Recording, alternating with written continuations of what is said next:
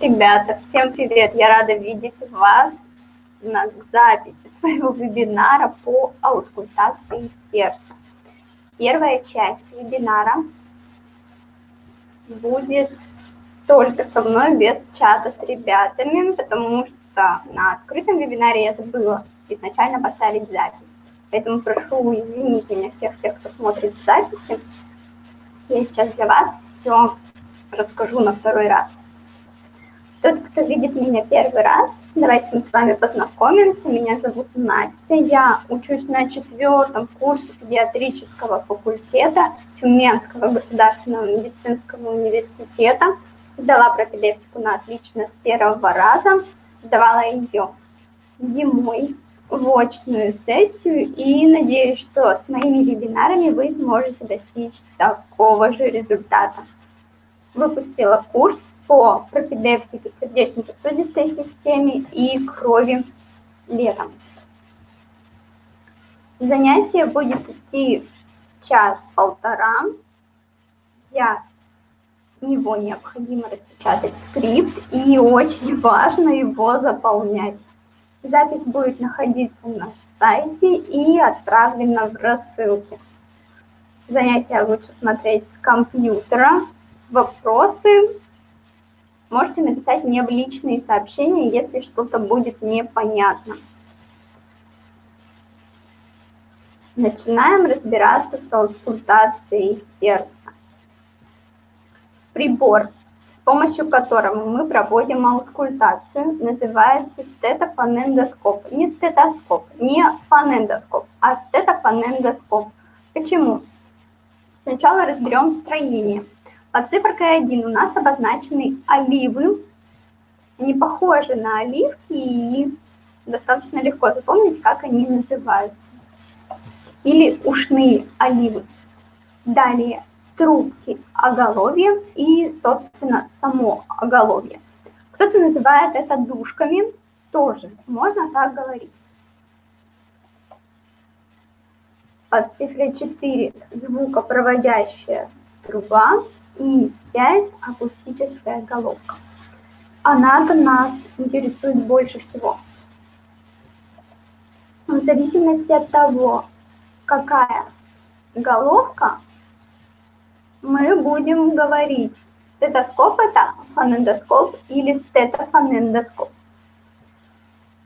Вот тут на слайде представлен акушерский стетоскоп, с помощью которого выслушивается деятельность сердца, плода. И акустическая головка состоит из воронки или из мембраны, или из того и другого. Так вот, воронка – это стетоскоп. Если только воронка, то стетоскоп. А если только мембрана, то фонендоскоп. А если и то, и другое, как у нас на слайде, то это стетофонендоскоп. И с помощью воронки мы выслушиваем сердечную деятельность. А с помощью мембраны легкие. Но тут есть исключение. Всегда есть исключение из правил практически.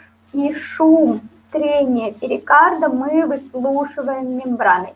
Все потому, что высокие частоты мы выслушиваем с помощью мембраны, а низкие с помощью воронки. Переходим к изучению клапанов. Находим вот эту картинку на своем скриптике и начинаем заполнять. Аортальный и трикуспидальный клапан. Они у нас расположены справа, потому что сторону мы определяем, когда смотрим на пациента. Вот это моя правая рука, пациент стоит передо мной, и это будет левая сторона. Ориентируемся по нему. Аортальный клапан расположен во втором межреберье справа. Над строчкой мы пишем место выслушивания клапана. Под строчкой мы записываем анатомическое истинное расположение клапана. То есть он тут есть на самом деле, но слушаем мы его в другой точке. И цветными кружочками обозначены клапаны, которые мы видим на сердце. Это их анатомическое расположение. Истинное расположение посередине на уровне хрящей третьих ребер. То есть вот тут третье ребро, вот тут третье ребро, и между ними находится аортальный клапан. Трикуспидальный клапан или трехстворчатый мы выслушиваем на основании мечевидного отростка справа. Истинное его положение анатомическое находится на грудине, на середине между местом прикрепления хряща третьего ребра слева и хряща пятого ребра справа. Давайте я вам нарисую. Вот тут вот у нас пятое ребро. Вот тут его точка прикрепления к груди. А тут у нас третье ребро. И мы проводим линию. И вот на середине этой линии у нас расположен трехстворчатый клапан. Идем дальше. Клапан легочной артерии или легочного ствола расположен во втором межреберье слева. И он такой и есть. Он тут и находится на самом деле. Митральный клапан мы выслушиваем в пятом межреберье слева, на верхушке сердца. Обратите внимание, что верхушка у нас внизу, а основание вверху. То есть вот это верхушечка, а вот это основание. Истинное положение клапана в области прикрепления третьего ребра и к грудине слева. И вот он, желтый кружочек, митральный клапан. Точка Боткина-Эрба. Это дополнительная точка выслушивания аортального клапана. Находится она в третьем межреберье слева, выслушивается. Находится, где можно посмотреть там же, где аортальный клапан. У них одинаковое расположение, потому что это тот же самый клапан. Вот он, фиолетовый, сиреневый. Угу. И где слушаем, понятно. Слушаем мы так потому, что если выслушивать клапаны в их истинных положениях, то мы ничего не поймем. У нас будет каша из звуков. Поэтому выделены специальные точки, где хорошо проецируются эти звуки клапанов. Как слушаем? Есть два правила. Пользуйтесь тем, которое вам удобнее, с помощью которого вы быстрее и проще запоминаете. Первое правило – правило восьмерки. Очередность по циферке 8. Вот так вот мы рисуем.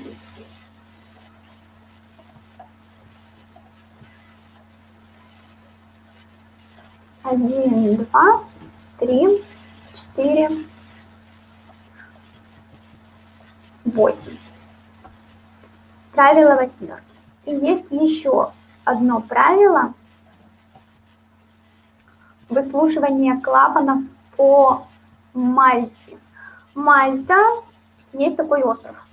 Вот он, кстати, в Средиземном море, но мы применяем его к сердцу. И слушаем по первым буковкам наименований клапанов, то есть митральный первый.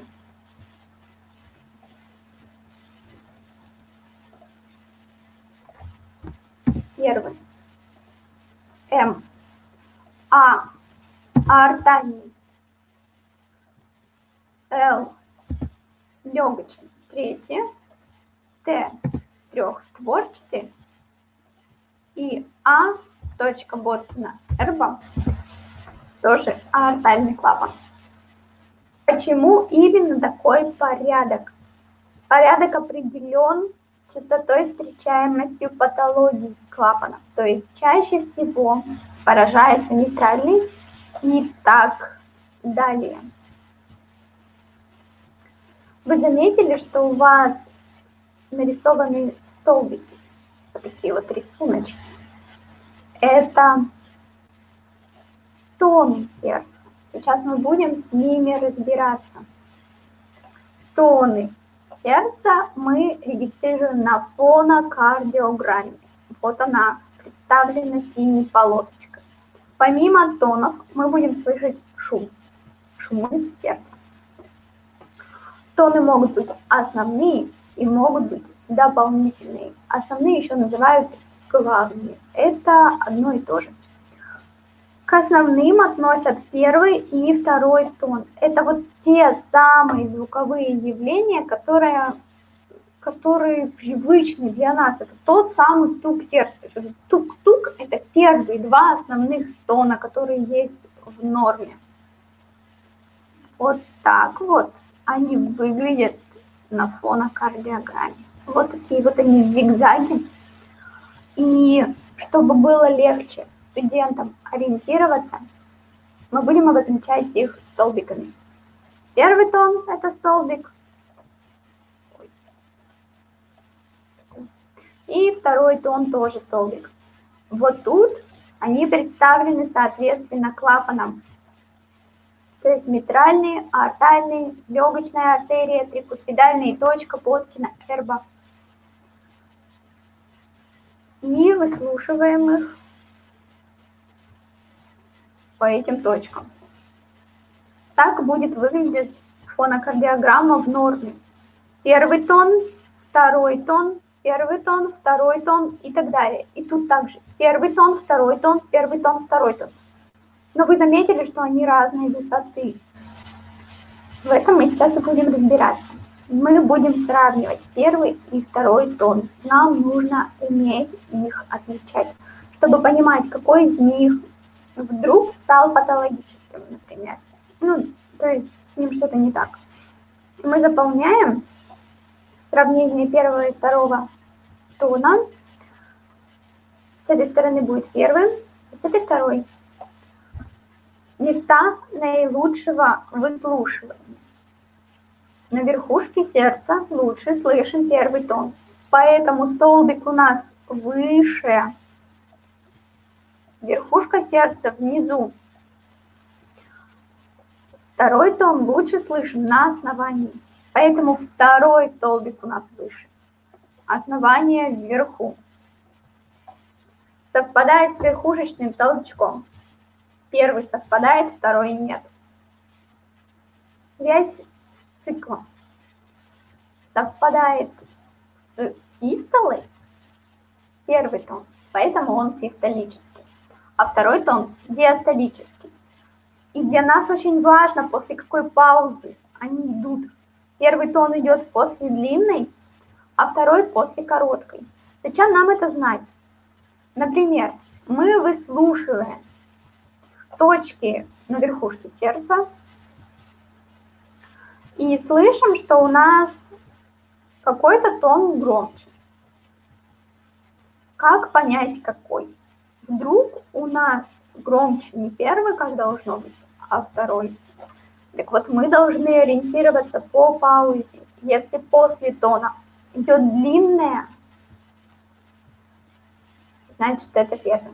Если короткая, значит, это второй. По длительности они тоже разные. Первый длиннее, мы видим, что у него зигзагов больше, а второй покороче.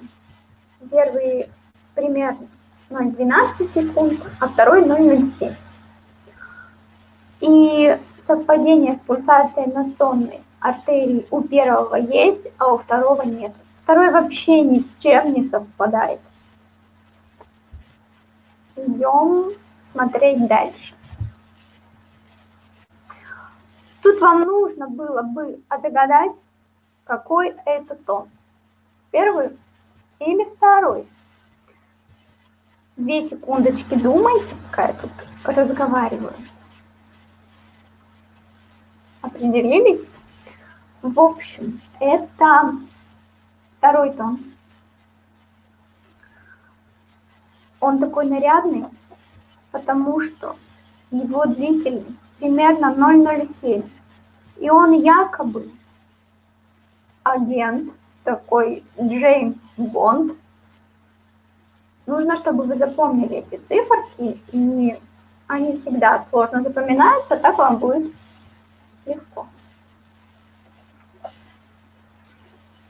У этих тонов, у первого и второго есть компоненты, которые тоже нужно знать. Вот именно для этих компонентов вам понадобится знание сердечного цикла, чтобы понимать, а не зазубривать. У первого тона 4 компонента. Это предсердный, мышечный, клапанный и сосудистый. Соответственно, деятельности сердца. То есть, если колеблются стенки предсердий, то это предсердный. Если колеблются желудочки, мышца, да, миокард, то это мышечный. Если это у нас закрываются створки атриовентрикулярных клапанов, значит, это клапан. Ну и сосудистые – это колебания сосудов аорты и легочной артерии. Здесь они представлены в порядке, в котором они идут у первого тона. Но просто компоненты можно запомнить с помощью аббревиатуры КПСН, то есть клапанный, предсердный, сосудистый и мышечный. У второго тона 2 компонента. Это клапанный и сосудистый. Тут все намного проще. Буковка А означает аортальный, а П – пульмональный, легочная артерия. Тут у нас действуют только сосуды. То есть вот тут вот аортальный, у него есть и клапанный, и сосудистый. И пульмональный у него тоже есть и клапанный, и сосудистый. Но аортальный он всегда немножечко впереди.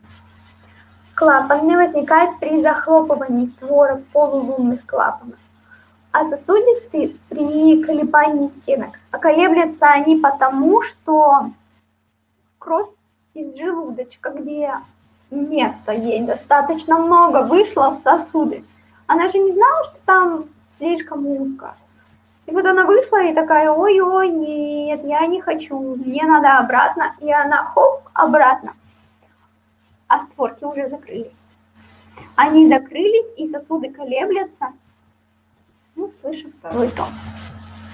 Вот так. Они у нас могут изменяться. Может быть изменение громкости и может быть расщепление или раздвоение. Изменение громкости. Вот тут вот будет расщепление или раздвоение. РР.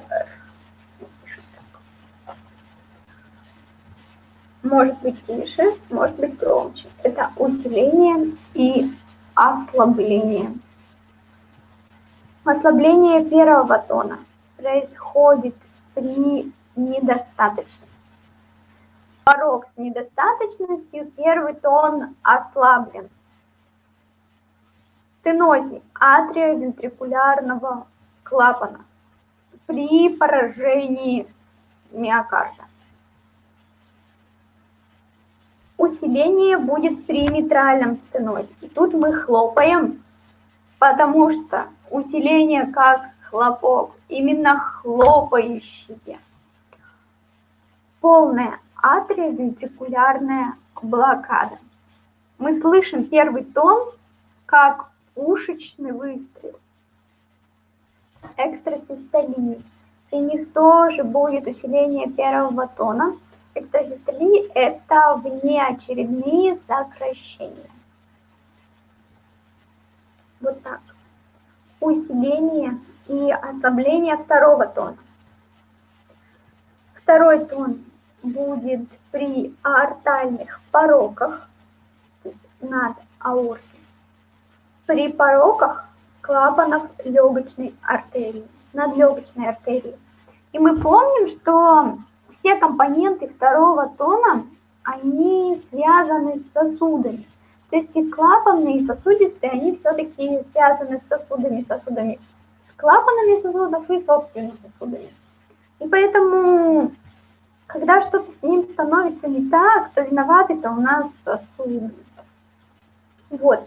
А второй тон возникает при артериальной гипертензии, он усиленный. Усиленный второй тон.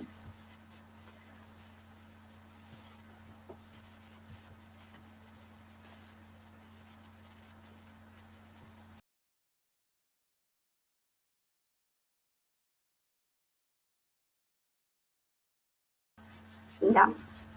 Усиление первого тона при митральном стенозе, при экстрасистолиях, полной атриовентрикулярной блокаде. Ослабление при артериальной гипертензии. Экстрасистолии – это внеочередные сокращения. Оба тона ослаблены. Вот смотрите, вот тут они нормальные, вот тут они ослаблены, вот тут они усилены. Ослаблены, когда, то есть нарушение процесса их передачи к поверхности грудной клетки. Что-то мешает, может мешать мышцы, подкожно-жировая клетчатка.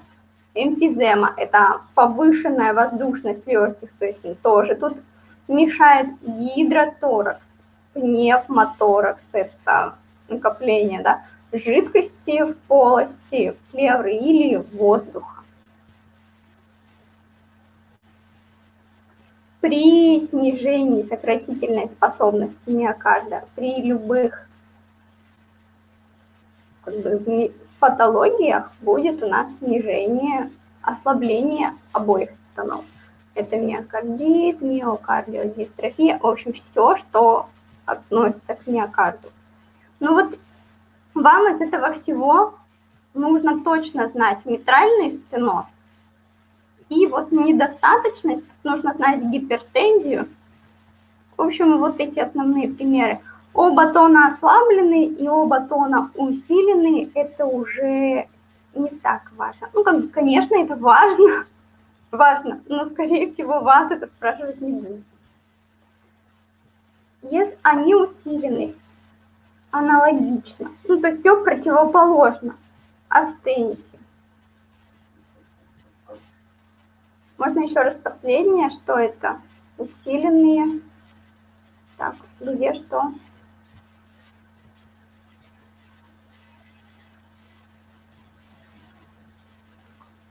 Оба тона усилены у астеников.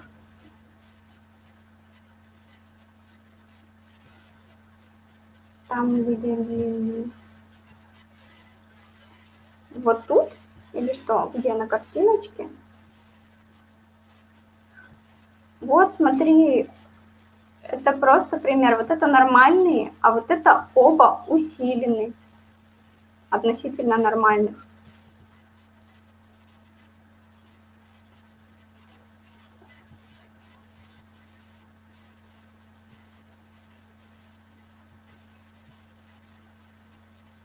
Они выше стали.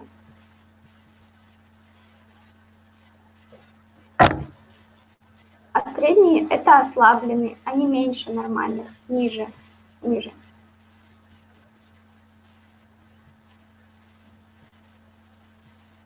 Угу. Так, и вследствие гиперсимпатикотонии. Тут могут быть разные. Высоты в норме нет, это схема. Это просто схема для студентов, чтобы им было легче воспринимать вот эти зигзаги. Вот вы рисуете нормальный, и относительно нормальных вы рисуете высокие, значит он высокий. Угу.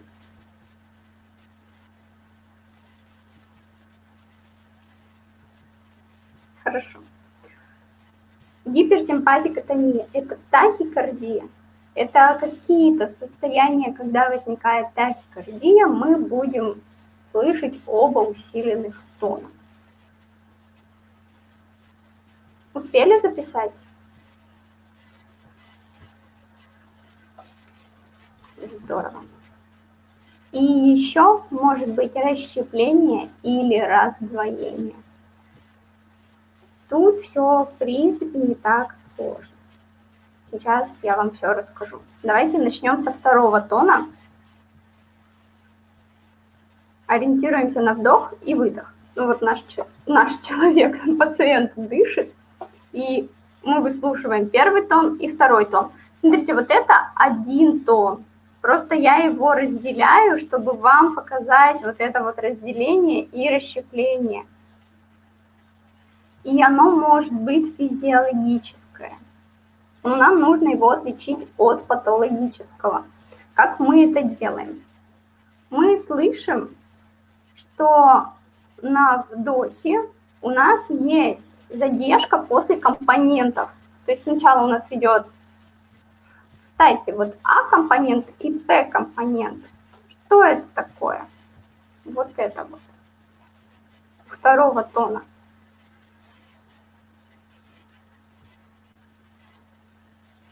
Знаете? Это аортальный и пульмональный. У нас же аорта и легочная артерия. И вот они как бы оба содержат вот эти два компонента. Этот содержит эти два, и этот содержит эти два. Но аортальный, он всегда идет немножечко впереди.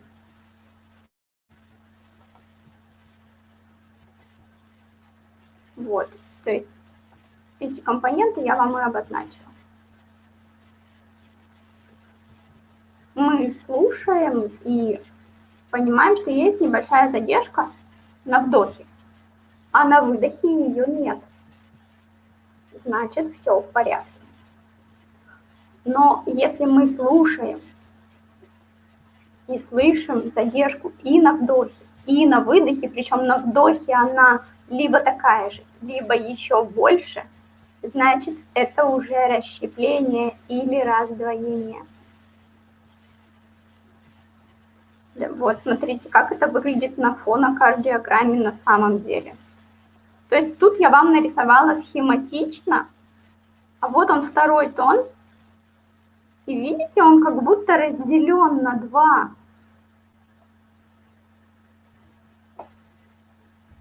Обычно дышит. Просто мы аускультируем его. Пациент, он обычно вообще не знает. И мы же его слушаем, мы же не знаем.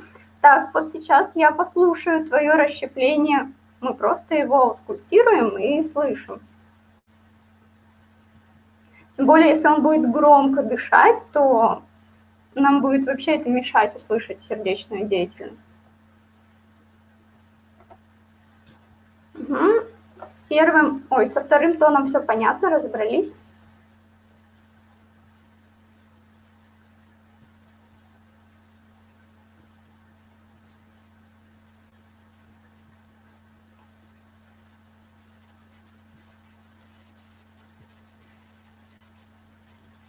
Давайте перейдем к первому. И потом еще пересмотрите вебинар, и точно все станет на свои места. Мы также слушаем, но уже слышим, что есть задержка в первом тоне. И вот она есть на вдохе, но нет на выдохе. Точно так же, видите? Значит, все нормально. А если мы слышим ее и там, значит, уже не все нормально. Значит, это уже патологическое. И вот так это выглядит на фонокардиограмме. Вы слышите, заподозрили, отправили пациента на фонокардиограмму, и вам пришла вот такая вот штука, и вы сразу поняли, что это такое. Теперь нам нужно понять, в чем разница расщепления и раздвоения. Ну вот по факту ни в чем. Это все очень условно, но есть преподаватели, есть университеты, в которых спрашивают. Поэтому мы с вами разберем. Расщепление – это когда один звук, и он как бы расщепился на два. И у нас там идет как будто, вот должно быть та, а идет как будто тра. Раздвоение – это когда вместо одного мы слышим четко два маленьких звука, когда мы слышим та-та. В норме почему? Ну, просто может быть. Как и первого, так и второго. важно их отдифференцировать, патологическое и физиологическое.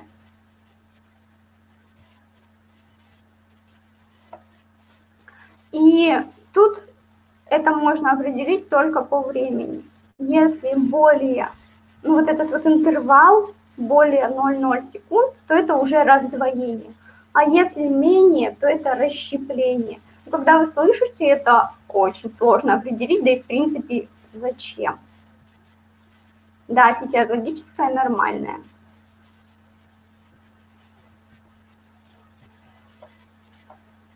Все успели себе зафиксировать?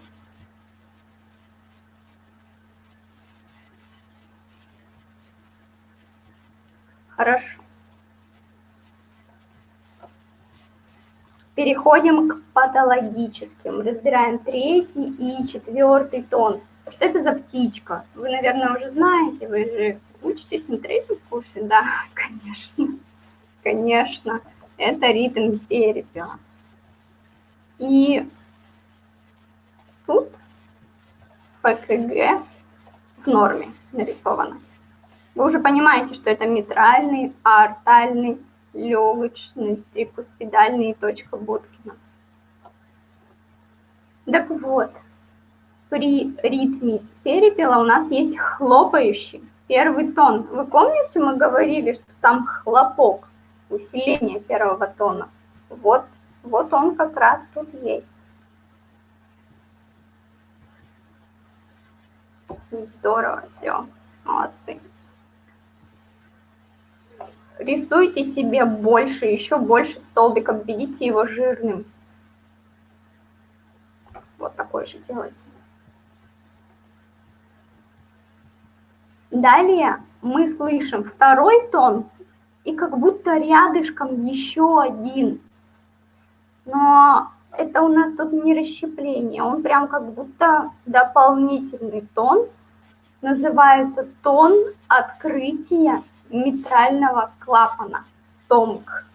Если сократиться, тон открытия митрального клапана. Такую вот аускультативную картину, мы сейчас все точки разберем, мы будем слышать при митральном стенозе.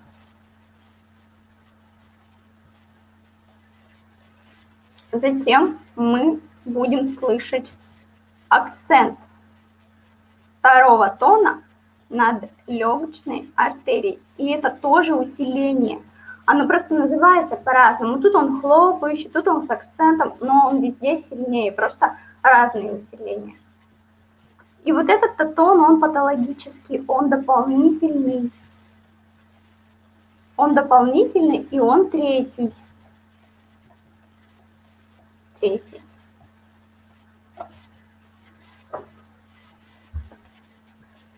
Успели себя зафиксировать?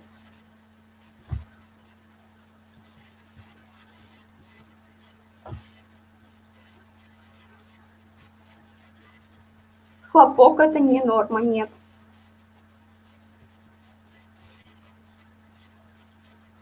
И акцент – это тоже не норма.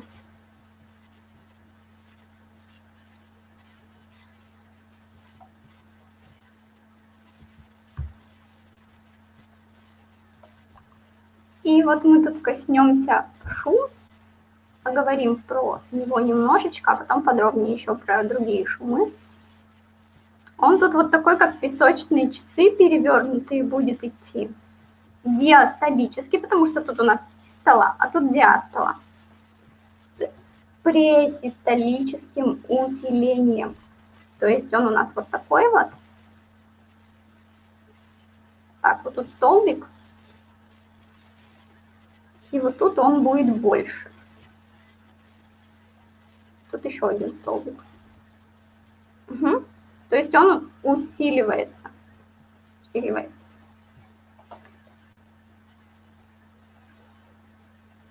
Вот это ритм перепела. То есть когда вы слушаете во всех точках и слышите хлопок, акцент вот этот вот на аорте, щелчок и шум, и еще называется щелчок, да, кстати. Тон открытия митрального клапана называется щелчком. Вы можете в какой-то литературе увидеть такое. И это аускультативная картина митрального стеноза. Но мы ее рассматриваем, потому что тут патологический третий тон. Очень яркий пример его тут. Все понятно? Успели записать?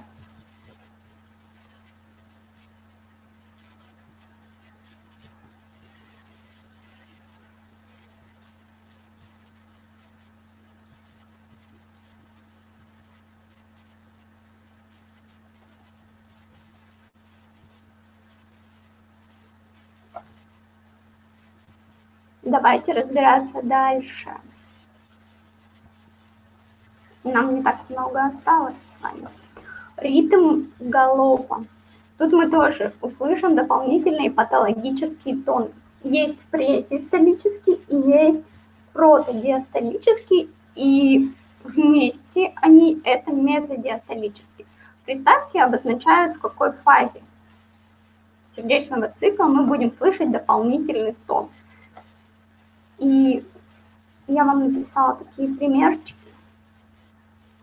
Мы видим четвертый, вот это четвертый дополнительный патологический тон, плюс первый нормальный, и второй мы тоже слышим. И все это будет звучать как ту-дук, тук. То есть не тук-тук, а ту-дук, тук. Протодиастолический. Первый нормальный, затем мы слышим второй и третий. По паузе.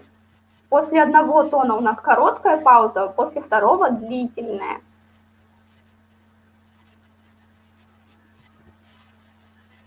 Так мы определяем фазу.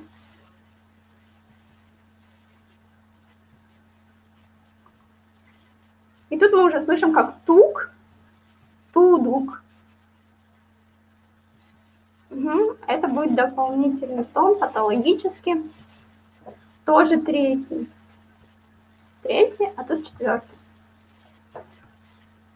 Называется ритм галопа так, потому что тому, кто его услышал, показалось, что он очень похож на звук скачущей лошади.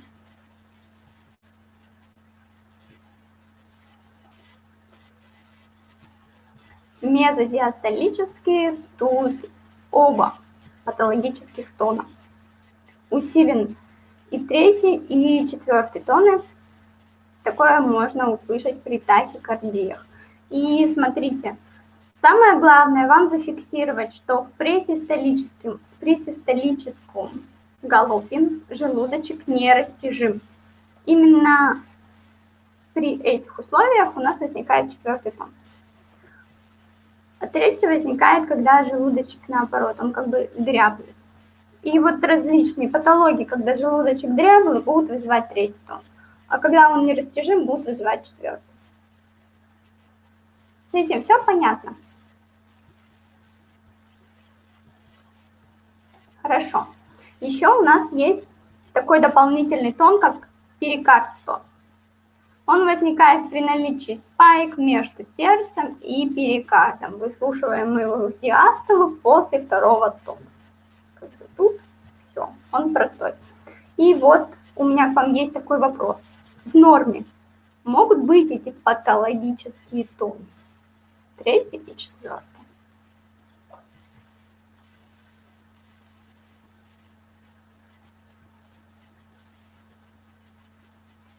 Да, конечно, могут, так бы я вас не спрашивала. Может быть третий тон у детей, у подростков, у худощавых молодых людей, и это не будет считаться патологией.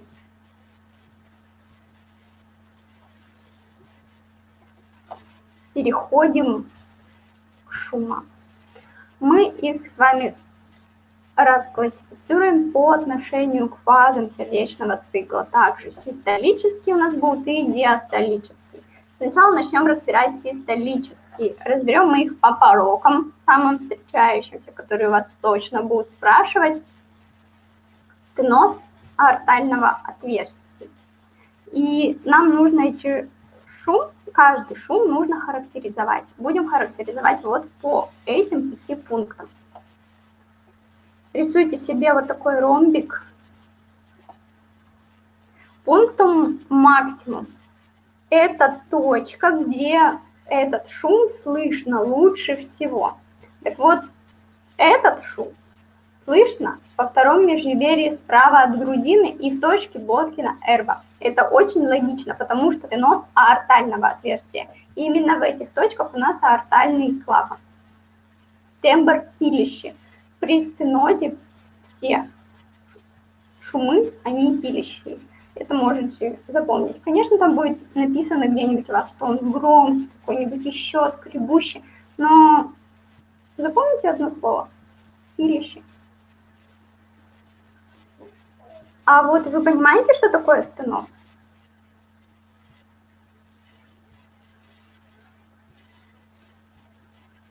Да, конечно, молодцы. Он очень громкий и регистрируется в виде веретена или ромба. Вот так вот он выглядит. Но мы схематично рисуем, чтобы было понятно. Проведение, куда он будет иррадиировать.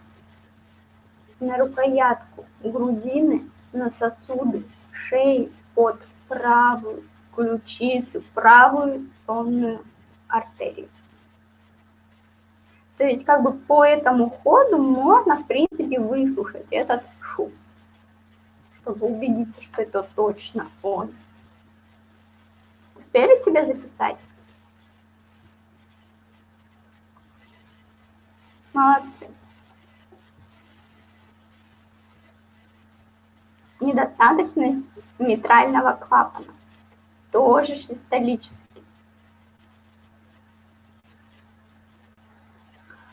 Разбираем. Пунктом максимум на верхушке, что тоже логично. Клапан митральный у нас выслушивается на верхушке в пятом межреберье слева. Тембр дующий. Вот при недостаточностях дующий, стеноз пилющий, недостаточность дующий. Он тоже громкий и по форме лентовидный. Он такой прямой, как ленточка. Он так и регистрируется, вот такой вот. И проводится вдоль левого края грудины, вверх, в левую подмышечную область, под левую лопатку. Успели зафиксировать? Ждем. Ой, кто-то себе даже ник сердечный такой написал. Ничего себе, вы какие фанаты сердца.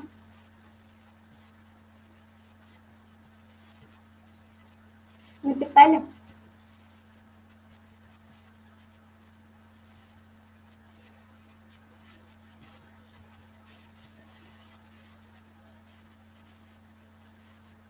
Молодцы. Диастолический. Недостаточность аортального и стеноз митрального. Видите, у вас сверху аортальный клапан, а снизу будет митральный. Пунктум максимум. Второе межреберье справа от грудины и в точке Боткина. Тоже очень логично. Клапан аортальный. Тембр дующий, потому что недостаточность. Громкость средняя или тихая. Вот он один такой из этих 4. Все остальные громкие, а он вот такой тихий. Форма у него не выделяет никакой особой формы, никакого ромба, ленты у него нет.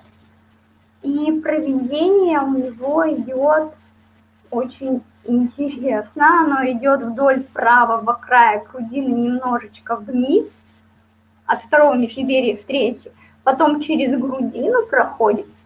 То есть как бы от точки выслушивания аортального клапана к точке Боткина-Эрба. И потом до верхушки сердца вниз. Потому что не выделяют никакой формы у него. Не говорят, что у него есть какая-то особая форма. Ну, мы рисуем его как треугольничек, но такой формы нет.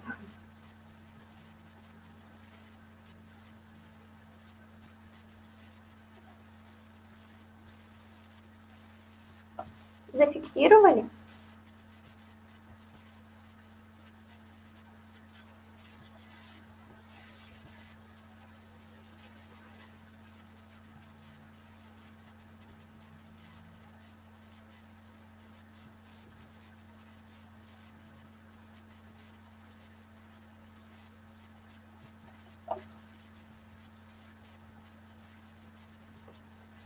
Стеноз митрального клапана на верхушке сердца, потому что клапан митральный, пилищий, потому что стеноз, громкий, потому что громкий, и по форме он как песочные часы. Ничего вам не напоминает?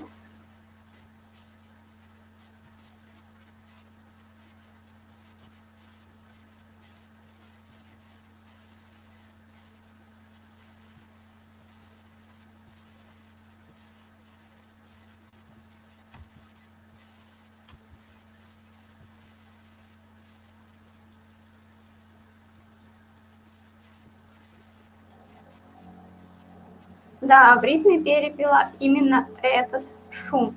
И он никуда не проводится, он выслушивается с пунктом максимум.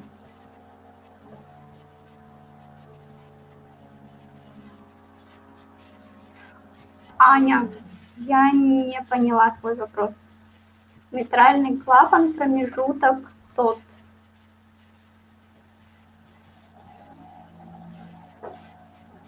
Это был ответ. Да, хорошо, все правильно.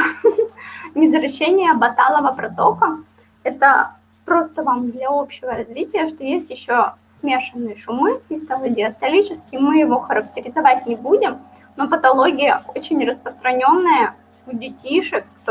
Есть тут кто-нибудь с педиатрического факультета? Вот, будете знать, что систоло-диастолический при незаращении баталова протока, и он непрерывный, моторный рокот, видите, он идет и в систолу, и в диастолу, в левой подключичной области.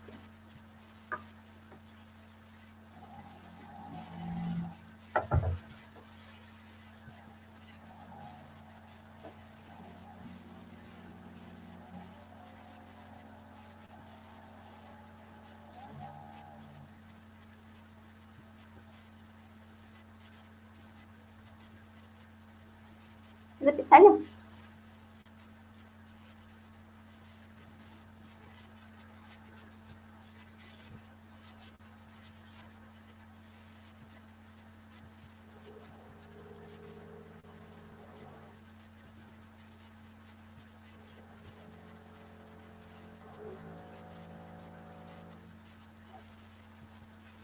Мы с вами все разобрали сегодня.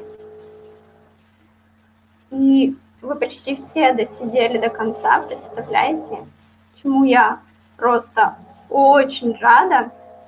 И сейчас я расскажу буквально 2 минуточки про то, что ждало тех, кто досидел до конца. Причем это ждало именно тех, кто скорее даже пришел на онлайн-вебинар или посмотрит его только сегодня, потому что потом уже это работать не будет. Я вам рассказала, что мы выпускали курс. Да, сейчас повторю ритм перепела. У меня курс по пропедевтике сердечно-сосудистой системы, а у Полины, наш преподаватель по патофизиологии, курс по ЭКГ. И когда мы выпускали курсы, мы создавали пакеты для ребят. Если они покупали и тот курс, то на них была скидка. И больше мы такого никогда не делали. Но в связи с этим сердечным интенсивом мы решили для тех, кто пришел на все вебинары практически и смотрел их онлайн именно сегодня, вот вы сейчас тут сидите, дать доступ к пакету «Тук-тук сердце». И Если вы захотите еще более подробно изучить сердце со стороны ЭКГ, сердечно-сосудистой системы, мы сегодня с вами разобрали только кусочек. Она же огромная. И систему крови, то вы можете воспользоваться этим пакетом, но только сегодня. До 00:00 по Москве. И приобрести 2 курса за 1700 вместо 2600, да, они оба по 1300 стоят. Вам просто нужно будет написать сообщение ВКонтакте или в Директ. Нужно вам рассказать про то, что в этих курсах.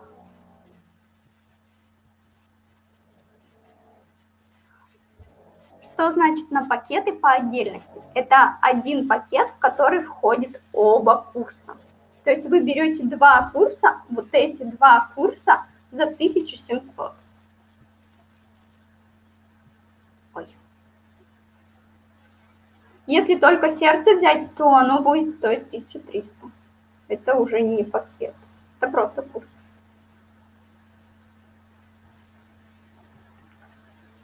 Вот. Смотрите.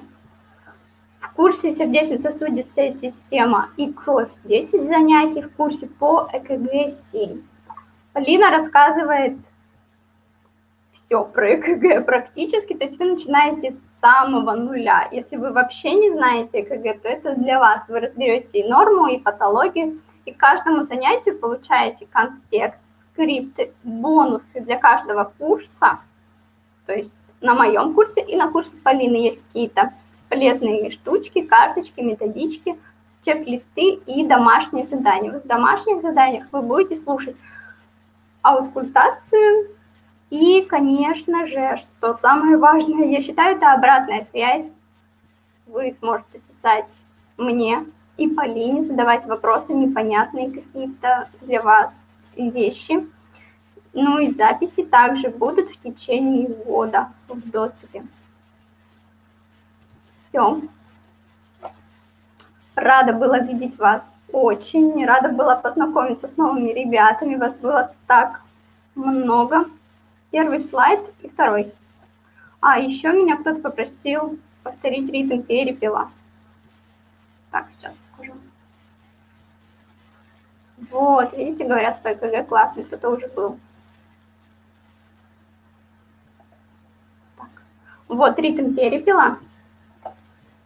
Кому нужно было, давайте, смотрите, записывайте. Сейчас все вам верну, покажу.